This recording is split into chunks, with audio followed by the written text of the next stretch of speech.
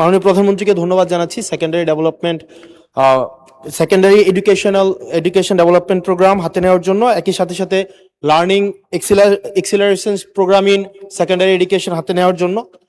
মাননীয় স্পিকার, আপনার মাধ্যমে আমার প্রশ্নটি হচ্ছে, একটা বিশ্ববিদ্যালয়ের শিক্ষার্থী অথবা যারা চাকরি প্রার্থীরা যখন প্রাথমিক বিদ্যালয়ে শিক্ষক হিসাবে চাকরি করতে যান, তখন সেখানে 11,000 টাকা বেসিক দিয়ে শুরু করেন বর্তমান প্রেক্ষাপটে। অর্থাৎ এই চাকরিটা হচ্ছে 13 গ্রেডের চাকরি এবং তৃতীয় শ্রেণীর। একজন যখন সেকেন্ডারি এডুকেশনে চাকরি করতে যান, তখন বেসিক বেতন পান 16,000 টাকা। এটা 10ম গ্রেডের এবং দ্বিতীয় শ্রেণীর চাকরি। আমাদের দেশের প্রাথমিক শিক্ষা এবং মাধ্যমিক শিক্ষা এই দুইটা হচ্ছে ফিডার ইনস্টিটিউশন। আমরা যদি ভালো শিক্ষার্থী ফিডার ইনস্টিটিউশন থেকে আমরা টারশিয়ারিতে পাঠাতে পারি, তাহলে সেখানে একটা রিসার্চ বেসড আমরা একটা আউটকাম পাবো।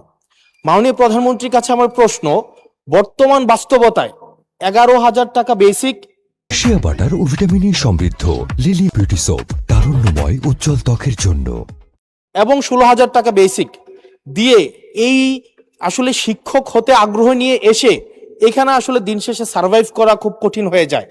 সেজন্য প্রাথমিক এবং মাধ্যমিক শিক্ষকদের বর্তমান প্রেক্ষাপটে, আপনিও বিদেশে দীর্ঘদিন থেকে এসেছেন, আপনি সেখানে শিক্ষা প্রতিষ্ঠানগুলো দেখেছেন, সেই বাস্তবতায় আমরা এই ফিডার ইনস্টিটিউশনগুলোর শিক্ষকদের মান উন্নয়নের জন্য, তাদের বেতন বৃদ্ধির জন্য, যাতে করে বেশি বেশি মানুষ বা শিক্ষার্থী এই ধরনের চাকরিগুলো করতে আগ্রহী হয়, সেটার জন্য আপনার বিশেষ কোনো পরিকল্পনা রয়েছে কিনা সেটি জানতে চাচ্ছি মাননীয় স্পিকার।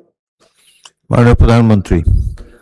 মাননীয় স্পিকার, আপনাকে ধন্যবাদ এবং জনাব হাসনাত, আপনাকেও ধন্যবাদ আপনার প্রশ্নের জন্য। আপনি নিশ্চয়ই খেয়াল করেছেন এই বাজেট সেশনে আপনি উপস্থিত ছিলেন, এবং আমার এই প্রথম প্রশ্ন যেটা ছিল মূল প্রশ্ন, সেখানে আমি বলেছি যে এই বাজেটে টোটাল জিডিপির 2% আমরা শিক্ষার জন্য রেখেছি। এবং শুধু তাই নয়, আমাদের যেটি পরিকল্পনা আছে, আমরা পরিকল্পনার মতন যদি আগাতে পারি, ইনশাল্লাহ আমরা শিক্ষা খাতে বাজেট 5 বছর শেষে 5% নিয়ে যেতে চাই। এবং অবশ্যই এগুলো আমরা যখন দেখেছি, স্বৈরাচারের সময় শুধু বিল্ডিং হয়েছে, কিন্তু হিউম্যান রিসোর্সের কোনো উন্নতি হয় নাই। আমি আপনার সাথে সম্পূর্ণ একমত যে আমরা যদি আমাদের প্রাইমারি এবং সেকেন্ডারি এই শিক্ষকদেরকে যদি আমরা সঠিকভাবে ট্রেনিং দিতে না পারি, কিন্তু শুধু ট্রেনিং না, ট্রেনিং এর সাথে তাদেরকে তাদের সম্মানীয় যদি বৃদ্ধি করতে না পারি, তাহলে অবশ্যই আমরা প্রত্যাশা করি না যে তারা ভালো কিছু ডেলিভার করতে পারবেন।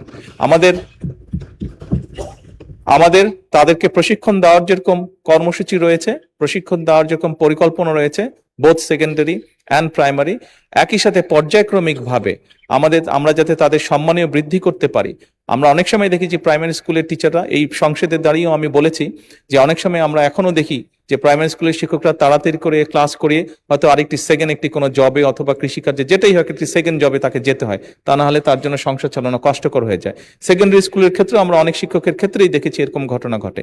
এই কাজটি যাতে তাদের না করতে হয় এবং তারা যাতে সঠিকভাবে তাদের সময় এবং তাদের মেধা শিক্ষার্থীদের পেছনে ব্যয় করতে পারেন, সেই জন্য তাদের সম্মানই বাড়ানো প্রয়োজন বলে আমরাও মনে করি। এবং পর্যায়ক্রমিকভাবে